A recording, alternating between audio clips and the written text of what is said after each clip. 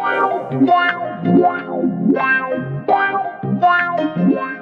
him out. Welcome to the show, Fed. Hey, what's up? Hi, Fed. I'm so excited. You're my very first friend who's on the show, so I'm really excited. First of all, your past guests will kill me. And you. all my other guests are mutual. There are other mutual friends, but then you're my actual first close friend, I guess, Love who's it. on the show. And this So, is my first podcast, so you've officially de-virginized my voice virginity. well, it has been an honor. Okay, Fed. How was quarantine? I mean, unfortunately, we are still in quarantine. So how has that been? You know what? At the start, it was like super fun, where I was like, hey, I'm chilling at home.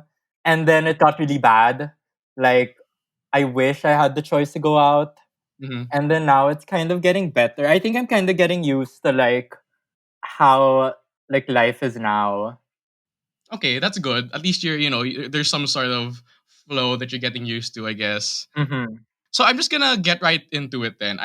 You have a couple of fashion brands, right? Mm-hmm. Mm-hmm. So if people ask you, people who don't know you ask, what do you do? What is it that you normally say? Oh my god, I get that question so much, and I always change the answers. Okay, so give me Um, a unique answer. oh my god, like I always try to steer clear of like really pretentious titles. Like I feel like creative director is such a pretentious title, just because I don't have any formal training on those things. But I Mhm. honestly just say I run a vintage store or I run like a clothing brand.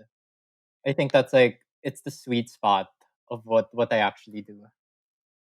And you mentioned you don't have any formal training, and I understand that you were first management economics, right? Yes. And then you shifted to arts management, tama ba? Yeah. Yeah. Yeah. So why did you decide to shift from that course into your new course? Well, to be quite honest, it wasn't even a choice. I kind of flunked like my math class. That's why Of I course, was it's kind math. of forced, right? I was kind of forced to leave it. Mm-hmm. But at the same time, I think I flunked it because I really didn't like it. Mm-hmm. But then I also didn't know what course to Right. take because at that time it was like you either do a business course or you do a course that does nothing. So Mm-hmm. it's like I didn't want to do nothing. Like I didn't want to be a useless person spending all of my parents' money on tuition. I guess there was like one day where I was like, oh my god, it hit me. I have to leave this course. And I am now officially at like no man's land and I have to go somewhere. Mm-hmm. So I think that I talked to like five different people. And one of like my best friends, Wendy, she Mm-hmm. was like, hey, why don't you try going into my course? And her course was like graphic design.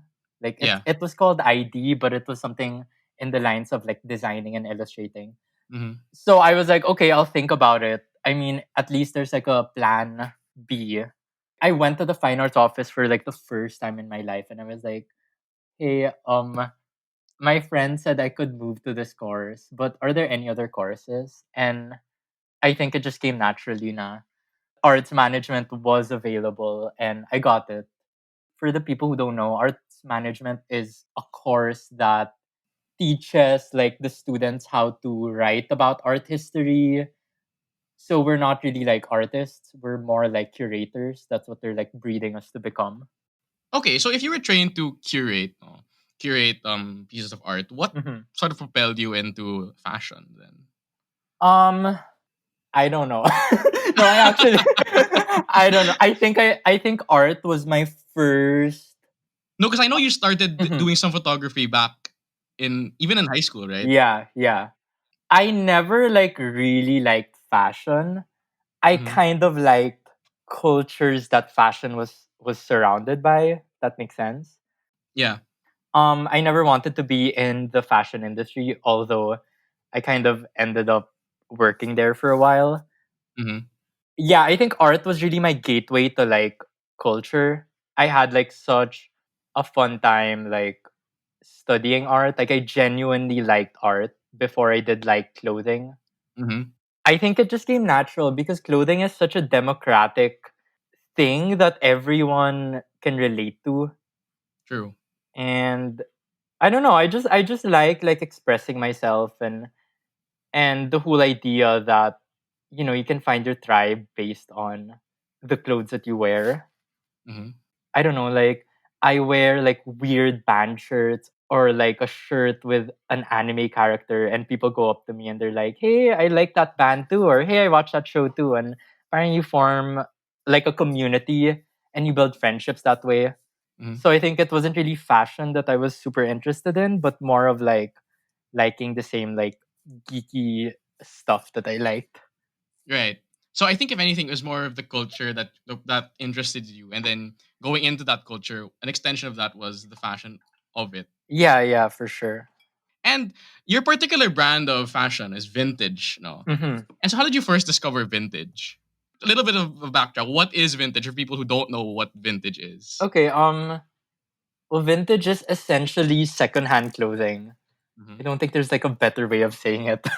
I always dress in such a like utilitarian way. Like when I was in high school, my mom would get me everything because I didn't really care for that kind of, I didn't care for dressing up back then. Mm-hmm. And also like, do you remember when we were like in grade school and high school, like the only places like people were shopping at were like Top Man, Nike, Right, right. I don't know, people are people, like those kinds of stuff. Yeah, the usual go-to brands. Yeah, I never found that interesting. Mm-hmm. I guess until I went to Japan on a family trip one time.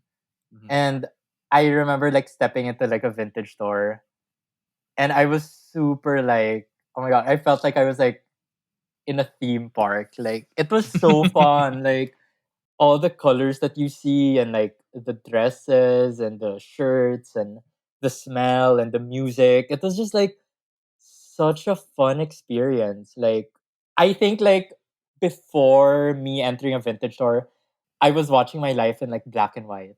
And like the Right. day that I like stepped into it, like it was like, oh my god, all this color like popped up in my life. The first time I got into it, I just never stopped. Right. And you mentioned the smell. What does a vintage store smell like? Oh my god, it smells like old books. Like you go to a library, right? I know that smell. Okay. So it smells like old books. It's exactly that, yeah. Oh, I love that smell. And the shop kind of like my shop kind of smells like that now. That being said, did you try out other styles or not so much now before going into vintage? I guess vintage is such a vague style. So I did have like eras of dressing up. Hmm. Like there was a time when I would just dress up in like 80s Rolling Stones, Fleetwood Mac shirts. Right. And then after that I got bored and I was like sweater vests and like old grandpa style like cardigans. And then right now I'm kind of in the phase of like 90s dressing up Hmm. You had a like denim phase too. you know what, my denim phase never ends. I feel like it's still like a constant like thing in my wardrobe. Right. Right now it's like really like anime and skate shirts though. So that's my current phase now. So were there any particular, like, say, people or artworks, even books that sort of inspired or help you find this interest of yours really? I think my first like experience of art that I genuinely liked was seeing Andy Warhol's work. Hmm. I think it's because, like we're in high school and no offense, we don't have like a connoisseur taste at that point. True. And I really gravitated towards Warhol's works because of the colors. Found it Hmm. super interesting. No one was doing colors that way. Yeah, those pop art type of colors, right? Yeah. There was no culture back at that time. Like, what was that, 2008? That was kind of when I started honestly becoming like a cultured person. Manila's a big city, but it's really just a small town. Like, I've always felt like very constrained in the city. Hmm. I mean, we both grew up also in an all boys Filipino Chinese Catholic school, Yes, very specific. right? And me being, for one, gay, and me also like liking all these weird stuff, I never felt that I did belong. Hmm. So it was kind of hard because nobody liked the things that I was into back at that time. So I couldn't really talk to anyone about it. Hmm. And that's why I think clothing was the best outlet for that, because I felt like myself when I would dress up. And at the same time, when other people would see me and they like my style or they knew what I was wearing, we'd kind of form like a relationship. And I think that might be like our only taste of what like a subculture is, since Hmm. we kind of grew up in like like the rise of internet and social media. So I love how you really use it as your outlet, express Mm-hmm. yourself, and Mm-hmm. because you couldn't really talk to people. So this Yeah. was your way of sort of, finding yourself and even talking or Yeah. communicating with other people. Yeah. And I guess from just an interest, this whole idea of fashion and vintage became so much more than just like a way of life, Mm-hmm. and so much so that you made your own line of clothing, right? Mm-hmm.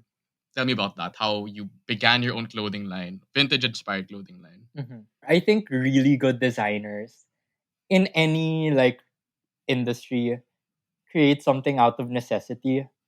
Hmm. I think I didn't find any like clothing brand that made me feel good about myself. I mean, we buy clothes because at the core of it, you want to feel good about yourself. And I didn't really feel good about any of the clothes that were in store now. Like in the go-to brand, you didn't find anything that appealed to you. Yeah, like I was saying kanina, like remember all the shops we would shop at malls? Like Hmm. it's so, I don't know, like for the lack of a better term, all clothing in Manila is homogenous. I was just gonna say parang everyone has that same, say, Uniqlo Yeah. collared shirt, right? Everyone Yeah. has pretty much the same kind of I clothes. mean, TBH, no hate. Like, girls can wear their like cloned off-shoulder top all they want, but they just that's what it feels like. Everyone feels like clones. Hmm. I was just super like not happy with that. And I honestly had a dream to launch a vintage store before I launched a clothing brand. It was just logistically, it was really hard. So I was like, okay, now I'll launch a clothing brand because I can't afford to launch a vintage store. Yeah. So that was, I mean, the vintage store was always in my mind from the beginning. But, at the end of it, it's just really because I needed clothes that no one was making. And so, why did you decide to call it Factory? And you recently did you rename it to Factory Boy? Yeah, I launched it with the name Factory, and Yeah, then I kind of relaunched it with the name Factory Boy.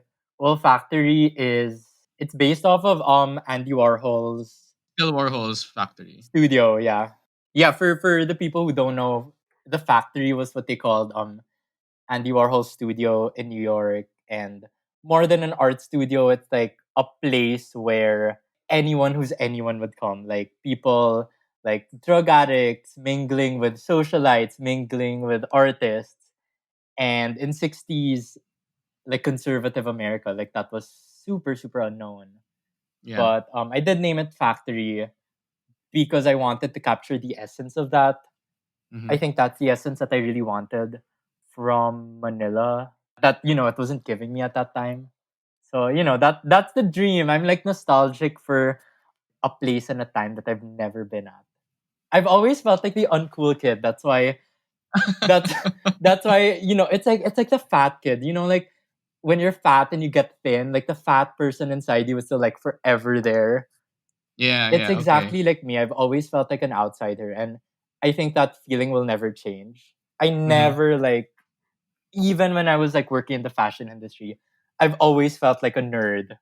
Hmm. That's why I always am someone outside of the cool sphere looking in. Yeah. So from everything that I do, it's kind of just like it always stems from me owning my like nerdiness. Did that in any way make it difficult for you to come up with your own, sort of line of clothing, being that outsider, being that quote unquote uncool kid? Well, not really. I think it actually, I think it became an asset because it kind of gave me permission to do like whatever, like the fuck I wanted. Right, right. Right? Because it was like, when you're a cool kid, you kind of have the pressure to stay a cool kid.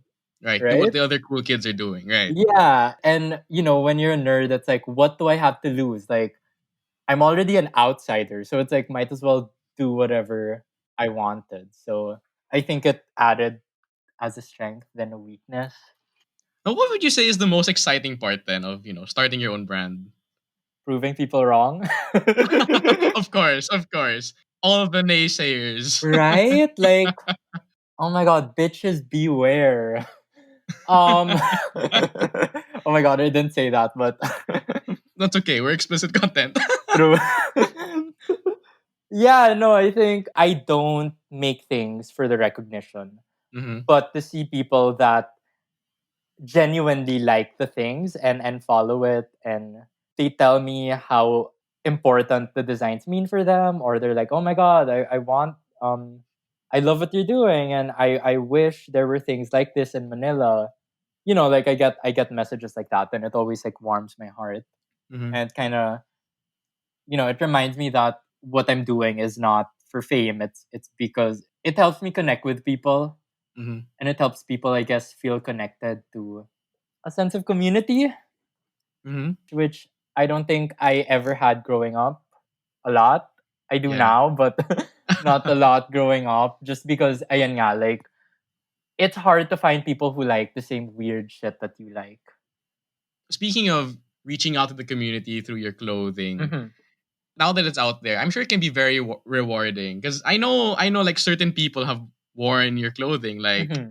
Sina Ann Curtis, right? Mm-hmm. Was it Ann Curtis? It was, right? Yeah, yeah. Yeah, and who else? Were there other people? I forget. I mean, local celebs Yeah. have worn it, but I mean, whether they're a celeb or not, as long as they genuinely like the brand, like I'm okay. Like I don't really care about like the recognition. I think it's more satisfying to actually see people who genuinely like the design. Yeah. There are some people who have bought it and they tell me like, "Oh my god, I had to save up for 3 months just to get this jacket." It's Mhm. like that makes me more happy, like 10 times happier than if Kim Kardashian wore it. Yeah, rather than like some artista just wears the jacket. Yeah, at the end of it, we fuck with the people who we want to fuck with. Right. that is our marketing motto. Indeed, indeed. Okay, I'm wondering, what is your like, creative process like? How do you come up with your designs?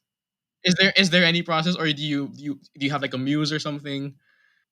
I guess I always just reference the weird culture things that I'm always exposed to. So, Uh huh. things like music, art, fashion, cartoons, toys, punk rock, books, like, all of them play a part in making the designs. Vintage Hmm. clothing is, I guess, the biggest influence. But Right. I try to keep it as organic as I can be. Yeah, like right now, I've been super into K-pop. I mean, I've always been into K-pop, but Uh huh. I think I realized I was like, oh my god, like we should make a K-pop design. Like like in the '90s, like when Tupac died, Hmm. everyone was like making these fake rest in peace Tupac shirts, Yes. and Okay. and not that anyone in K-pop has died, but I want that same ethos, like with the homage of that, Hmm. like a fan made shirt. So that's currently what's been like plaguing my mind these past few days. Okay, so that's what you're planning to like come up with next, I guess. Yeah, yeah. Well, speaking of creative processes, there's another process that I kind of want to talk about, and Mm. that's the process of curating different kinds of vintage clothing. Mm-hmm. And that's your second brand, no? Yes. Where you pick out different sorts of vintage clothing. Mm-hmm. So tell me about the other brand. Well, I launched it. I think it's been 3 years now, 3 or 2. Bad with numbers, anyways. Yeah, so we launched it.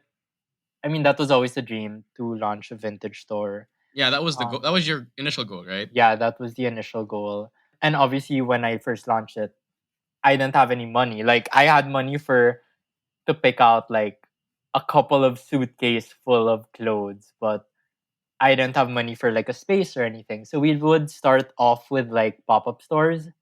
Yeah. We'd go to a friend's cafe, set up shop there, or like a random, super like not cool, like debut event center type places. Okay. And I would just like get like my friends who I found really cool. I was like, oh my god, do you want to like man the shop? Hmm. And the payment was beer and free vintage. Like that was Oh. literally like our payment to them. Okay. Okay. And you know, we just set it up and message a bunch of friends. You know, it kind of happened organically. Hmm. We did a bunch of pop-ups, and I saved the money from the pop-ups to one day open the store, which she is here now. All right. You know what really caught my attention in that Yeah. what you just said was when you said that you set up shop. It's called a spiel, Jeff. Okay, in your last spiel, what really caught what stuck with me was when you said when you go to a really uncool venue or Yeah, event yeah. space. I can just imagine your reaction when you see the place. You're just like, ew. Oh my god. I'm like, oh my god, what Chinese girl had to dance with 18 roses in this venue? Oh my god, Eh, I can just imagine your right? reaction when the moment you enter the room. I know I can picture it. Side eyeing joke. No, I always like have fun like making, you know, like I think things speak for itself. So, you know, if it's cool, no matter where you put it, it's gonna be cool. Right. Because, you know, it's not a decor thing. Hmm. It's not an anything. It just is what it is. And as you being you are cool, The uncool. the uncool cool kid. Going back, the second shop is called It's Vintage, right? Mhm. Is there any special reason as to why it's called It's Vintage, or is it really just because it's Okay, vintage? honestly, I'm so bad at naming names. Okay. And at that time, it was like every vintage store was like insert generic word and vintage. Okay, so it could be like Rainbow Vintage. Exactly, like those are all the stores. Like it had a word and it had a vintage next to it.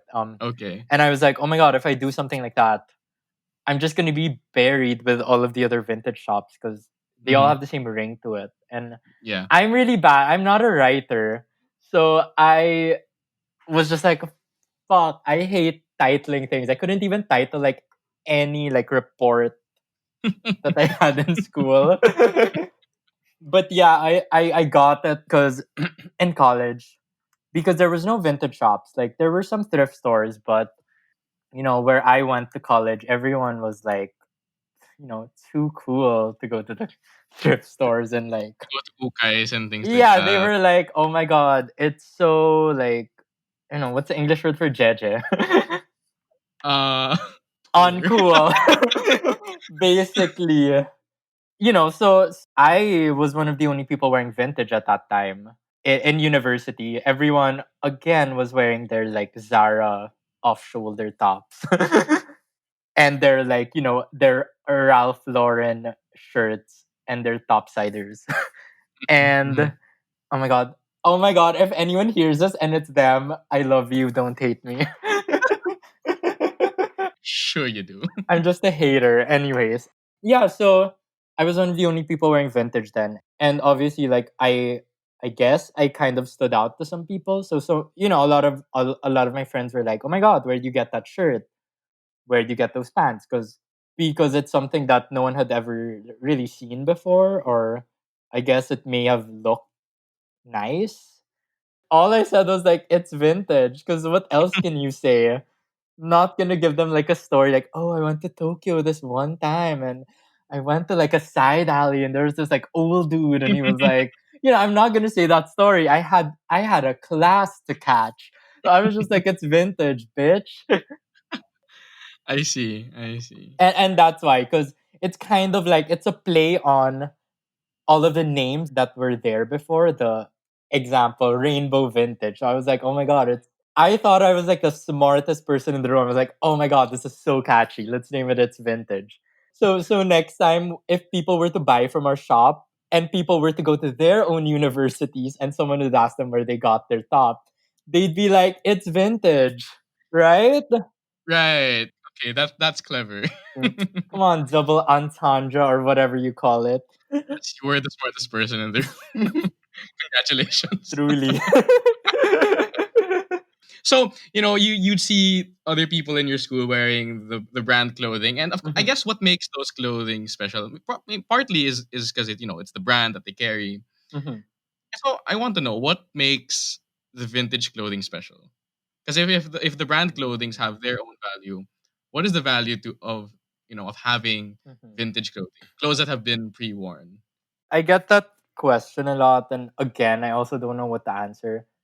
Also, Hmm. because vintage is such a vague word. Like when I started buying vintage, everyone was like, "Vintage is something from the '80s, like an '80s pant shirt," Yeah, and now it's like apparently like Cartoon Network merchandise are now vintage. It's stuff we grew up with, so it's really like relative. I like vintage because it's so subjective. Value is in the eyes of the beholder. People are nostalgic about different things. Like now, that's why the people who are in the vintage game are the youngins now. So what is nostalgic to them? It's Cartoon Network, it's Dragon Ball, it's Sailor Moon, it's Tupac, it's Aaliyah. Like, those are the things we grew up with. And now we're the people with purchasing power. But when I started, it was like this whole other generation who was like Rolling Stones, Iron Maiden, like Dokken, Fleetwood Mac, like those were the vintage of that generation. So it really changes. But at the end of the day, it's also you get what you want to get. Like I bought on eBay like a shirt from like an AIDS walk from the year we were born, 96. It was like $10. And I'm sure like a lot of people wouldn't care about it, but me being, such an advocate on like, LGBT rights and, the AIDS, HIV epidemic, like, it means something to me. So I would value it at like $300, but I guess the seller valued it at $10. So, it's really different. It's interesting to see what's valuable for different people. yeah, and I guess going back to the story of you getting that shirt from say the AIDS walk. I guess Hmm. each piece of clothing would have its own story, because I mean it's been pre-worn. It's come from somewhere. So Yeah.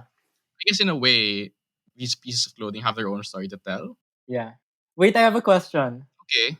What shirt would you be nostalgic about? Like if you were to like enter a vintage store, what's like something that like would speak to you and you're like, damn, I need that right now. Okay, I'm gonna use nostalgia, and I'm going to say anything that has like I don't know, Hot Wheels race cars. Okay. Yeah, Yeah. I Yeah. guess that is nostalgia to me because that's what Hmm. I played with growing up. So I guess Okay. if I saw something with that sort of print on it, I guess I'd go for that.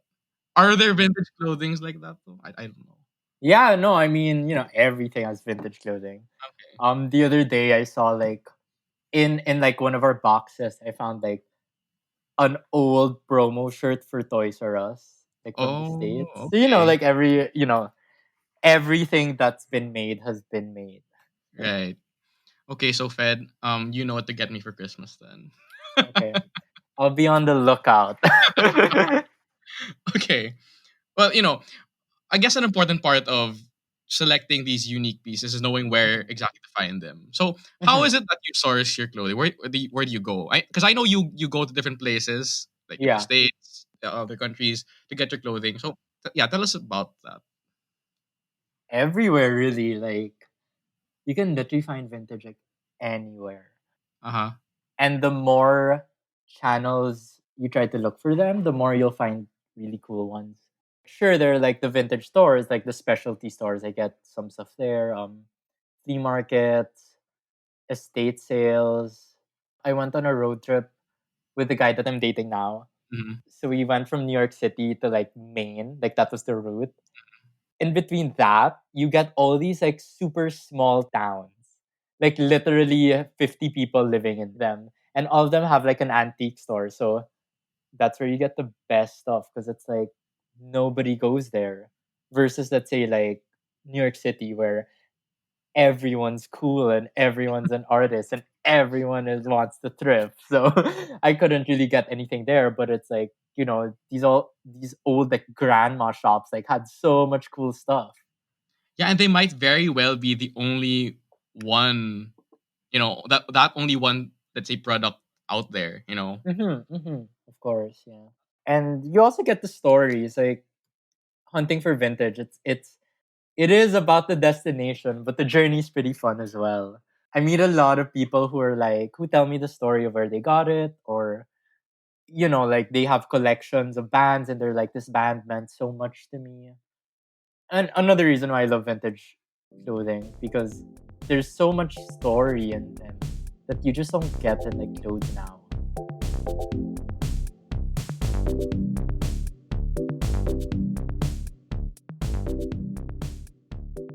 Tell me a story of one of the pieces of clothing or things that you found in one of your trips. Oh, I did like a well, I wasn't like searching, I was just like thrifting around, and I found this old local dude who was like, I'm letting go of my stuff. And yeah, like the old, because remember, like there were a lot of like US soldiers here from like the 70s, 80s, Yes. because of Clark Air Base. So we had a bunch of stuff from like souvenirs, souvenirs for the American GIs to bring home. So we had a Mm-hmm. bunch of them, which I mean I all got and I still keep. So it's like these really cool shirts that are like welcome to Olongapo City, or Harley Davidson, but like Subic. Oh, wow. Super cool. And like, like Olongapo had a lot of like strip bars and stuff for the GIs. Mhm. So all of the designs in like the 70s and 80s had like Filipina like strippers, like cartooned. Yeah. And it's super funny. Like it's so absurd. Like they have like weird slogans like bottoms up. And then you see a Filipina like pole dancing. Like it's super interesting. Yeah. Like I super love it. Like I'm obsessed. Those are the kinds of stories that you come across. Oh, by the way, he used to run the shop, the souvenir shop. That's why it's super cool. Wait, so you found this old dude in New York, or is he here Oh in no, I Clark? found him here. Sorry, yeah, I found him here. Okay, okay. So he was in Olongapo. Yeah. Another story. Just so much. By the way, not all the stories are fun. Like I've gotten a lot of old dudes throw shit at me. I don't know if it's xenophobia, you be the judge, but Oh, okay. So you had a bunch of like old white men like throw shit at you. yeah, no, definitely. Also, because I don't know, like I think it's like internalized racism, but Mm-hmm. that's for another podcast. Right, that's a whole different episode altogether. Definitely. Because I do love finding things from the Philippines, like Philippine souvenirs from the 70s, because it's super hard to find because it's like so unknown.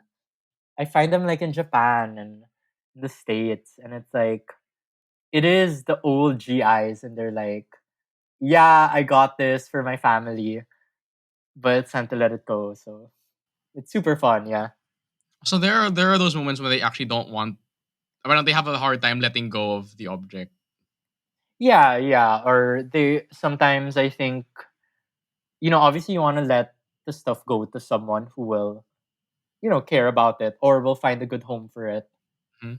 And, being a young gay Asian, like I don't have the look maybe that some people want. Okay, okay. But generally it's 90% been good That's good. experiences. Yeah. So I'm wondering, what's it like to bring a new piece of clothing or a new object into your shop? I'd imagine there'd be a lot of things that you bring in and you have to sort through hmm that. hmm So how does that normally go? I think every product that enters the shop, it feels like a baby, because like the whole journey of me finding it and then bringing it to the store and then tagging it and then putting it in our inventory, taking a photo of it Hmm. and putting it out, and someone looking at it buying will have a chat when they buy. It's that whole process. It's like we know all of our babies because like I personally picked all of them. Yeah. So it's nice to see them go to new homes, and people think that like, oh, you run a vintage shop and you go through thousands of merchandise every day, so you don't really know what I'm buying. When like in the contrary, it's like, bitch, I know everything. I am well acquainted with everyone here. So that's what I like. It's like it's our babies, and we're like whenever someone buys it, it's like we're sending them to a new home. Just like how you acquire items, the original owners get sentimental of letting them go. Do you get Yeah. sentimental about letting some of the items go? Oh yeah, definitely. I mean, I wouldn't have gotten it if I didn't like them. Hmm. Worst case scenario, I'll keep them. I was gonna ask, are there any other things that you decided not to sell? Oh my god, yes. Like I every time like I do a buying trip, I have like a quota of 5 items Okay. because I can't take more. But also like there's also a cycle because I do, sometimes I do let go of stuff. Hmm. So I just put them back to the shop. Yeah. That's the beauty of vintage. Like it's a cycle. Like if you don't like it, someone else is gonna like it. It's sustainable, and it's like a book, and it's like every owner who's bought something adds like a chapter to the book. And I feel like I'm just adding a chapter until the next phase. Until someone else adds again, right? Yeah, I mean, even if I keep it forever, super grim, but one day I'm gonna die and that shirt's gonna go to someone else. Mhm. There's a story, it's a never ending story that just keeps happening. And sometimes you have to let those things go, things that you don't need. Marie Kondo your life a bit. Oh my god, yes, she would hate me. Joke, no. I only have a lot of clothes, but Mhm. everything else I'm pretty minimal. Okay. So in a vintage shop, there is something that you guys call a grail piece, right? Yeah. What is your grail piece? And tell people who don't know what a grail piece is.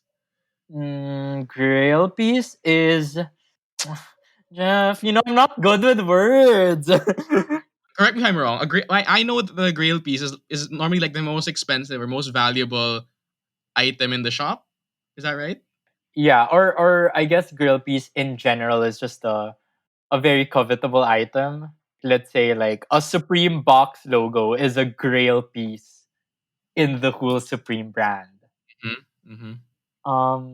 Grill piece for me personally, or just like in the store. I guess in your shop.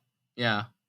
We have like a really rare Pulp Fiction shirt, Mm-hmm. which was like a promo for the movie. Yeah. That's one that's really rare. We have an Akira shirt Mm-hmm. that's like never been opened before. Like it still has the tag. Okay. Um, but grail pieces change all the time because the demand for things change. Mm-hmm. So those are currently the grail pieces because everyone is like obsessed with the 90s now. Right. Like you said, how I mean, each generation defines their own sort of vintage, right? Yeah, yeah. I mean, who knows? Maybe in 15 years, like Ariana Grande merch is gonna go for like thousands of dollars. Wow. Right? Like, I mean, who knows, right? Ariana Grande I merch. know. Can you just hoard it right now? Currently going to their online store. Earlier, you talked about how your shop had this smell, like Mm. that old book smell. So, what else is in your shop? What's the atmosphere like in your shop? Because we can't physically go there. Yeah, yeah, yeah.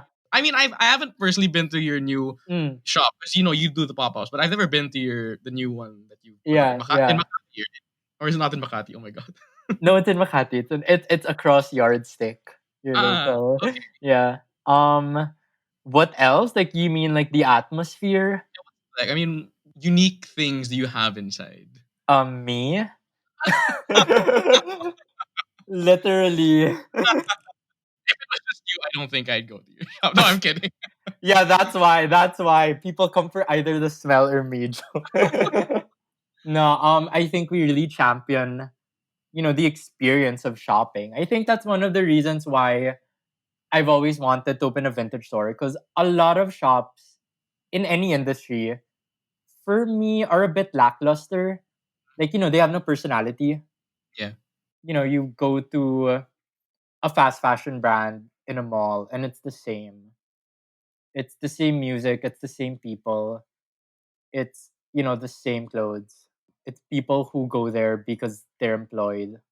I think for the vintage shop, I employ people who have their own personalities. Like one of our marketing girl, Rachel, she does theater on the side. She does voice acting in theater, which is really cool. Um, Okay. Another of my staff, like Alex, she works in the art industry, like galleries and stuff. We also have another Chino. Do you know Chino Antonio? He works for us. Yes. Yeah. Okay. But like Chino's super cool because he produces his own music. Right. Right.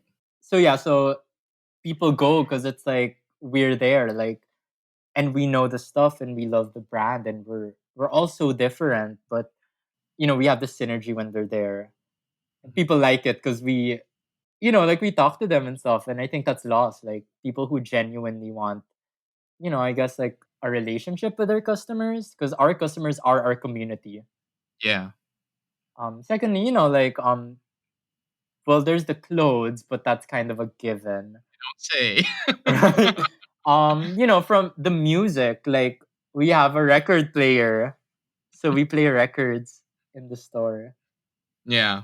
It's everything. It's the smell, it's the music, it's the people, it's the decor.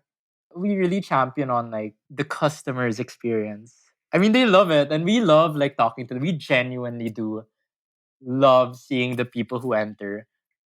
We get like 15-year-old kids in school, and we also get like 80-year-old grandmas. Like we get everyone, and there's always something to hear. Like everyone has a story, and we love hearing it in store.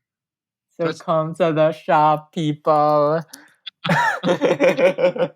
after the quarantine, I'll go to the shop. Not for True. you. Not for you, Fed. I'm just gonna look at the shop. Don't worry, I won't be there. Shut up. So Fed, at times people can feel that the whole idea of dressing up in a particular way, going out of their way to find clothes that are not in the go-to brands, or even just vintage clothing, can feel a little intimidating, a little challenging, even. So, Mhm. what are your thoughts on that? It's not. No, I think I kind of want to know your thoughts also on what I'm going to say, but I think that our generation has been conditioned to think of like fast fashion as the norm.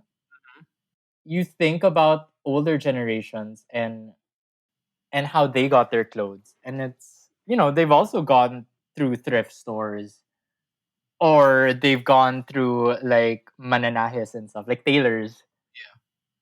I don't really have an answer to that because when you actually do it, it's less intimidating. I think it's intimidating because people think that people who wear vintage is like a crew and you're not invited to the crew. Mm-hmm. Where there is no crew, everyone should be wearing vintage. Everyone should be caring about the environment. And everyone should be dressing more liberally. Yeah. Yeah, but what are your thoughts on that? I guess what I was thinking about was sometimes the clothing that you find, speaking in a utilitarian Mhm. perspective, it's not really suited to the Manila climate, even because sometimes Mm. you get clothing from abroad and they're thick jackets, and Mm. it might be difficult to wear in a place like Manila. Mm. So Well, vintage is more than thick jackets. Like vintage T-shirts, Levi's jeans. Are they not suitable? yeah, yeah. So I guess you Right? just going out of your way to look for things that suit your taste. No, because maybe I guess people don't realize that there's so many different things in the Mhm. category of vintage. Mhm. Raising that awareness. No.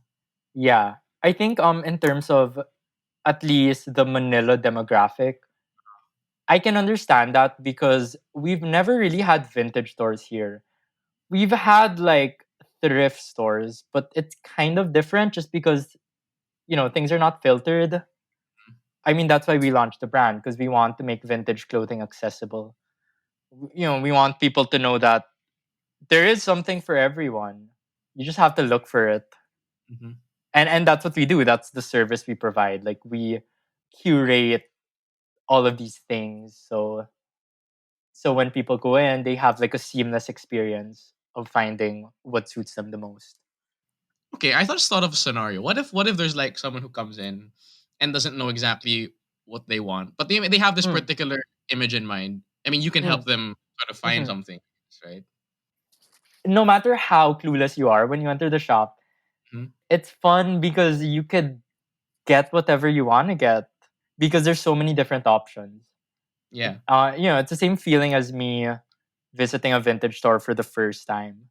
You realize that like dressing up should be this fun. Like dressing up should not just be, oh, I have an event and I have to dress up like this. Like you can rep like whatever you want to rep every day. Mhm. People do ask us, but they'll mostly ask us like this jacket or this jacket. But I think that when no matter how clueless you are when you enter, you will like something or you won't. I mean, we can't force you to like anything, but like the customer who comes in for the first time, their eyes are open because it's really like a new kind of retail experience that Manila's never really had. Like you said, it's a new sort of movement, right? In Mhm, in the fashion scene in Manila. And I'm sure mhm. they're going to be, you know, staunch believers that, oh no, I'm gonna stick to my old ways. I mean, have there been, in other words, have there been struggles in, sort of getting this whole vintage scene out there? I think the only struggle is people giving. I mean, I don't really pay attention to judgment, Yeah. but a lot of people do have this misconceived notion that like they think we buy things for 100 pesos and jack up the price to like 2,000 when that's not really the case. Like first of all, like I wish that was the case, but we always get our stuff like pretty expensive because our stuff are they're not things you throw in a landfill. Like these are like things that mean something and things that are rare. Mhm. So people give us a lot of hate like you're overpricing things that should be cheap. Mhm. But it's not really, that's not really the case. And they're like, oh, we could just find it in like ukay ukays. And first of all, you can't because ukay ukays just get their stuff from China and like funeral homes from China mostly, which for one is super unsanitary. But that's why when you go to ukay here now, you get a lot of fast fashion brands. So you can't really get the stuff that we have. At the end of the day, we are providing a service.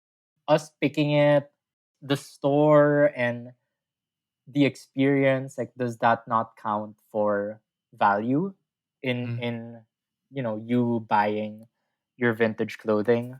I guess that's the only problem that we've encountered, but you can't please everybody, and we don't try to. Right, because you've always been doing your own thing, Fed.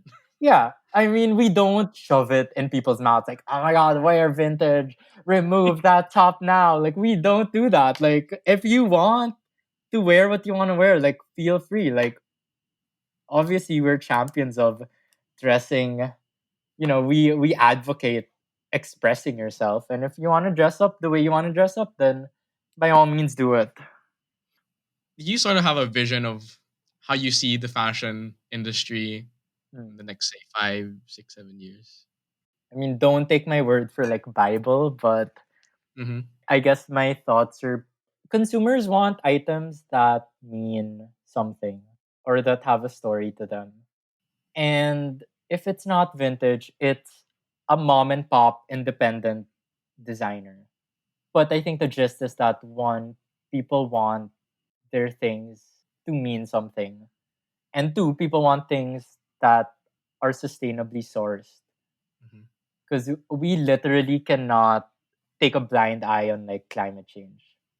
Right. Because we're the ones who's gonna suffer from it, not like the oldies who invented fast fashion. Mm-hmm. Like they will be dead long after like the world has gotten like 5 degrees warmer.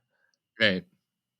So I think like the young generation, like the young consumers, just want something that means something. Like we've been raised in a society that's so mechanical that like a robot can do everything and everything is like a factory line.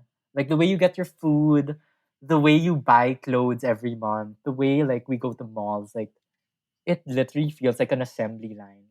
And Mm-hmm. I think younger people now, they're like looking for the human touch in things, which is why in so long we're finally speaking about matters that, issues that matter to us. Black Lives Matter, climate change, the anti-terror law, like, all of those. And most of that is coming from the younger generations. Come on, youngins. Stop the TikTok and protest.